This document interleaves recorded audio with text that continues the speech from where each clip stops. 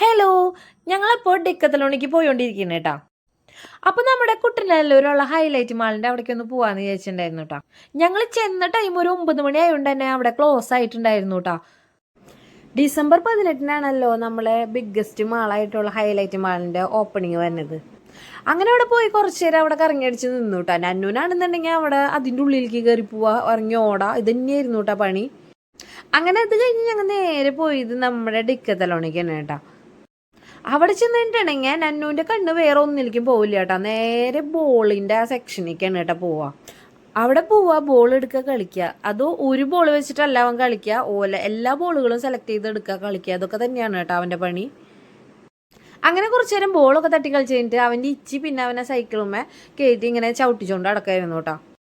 അത് കഴിഞ്ഞ് അവനെ എടുത്തുകൊണ്ട് പോകാൻ പറ്റ പാട് ഞങ്ങൾക്ക് മാത്രമേ അറിയുള്ളൂ.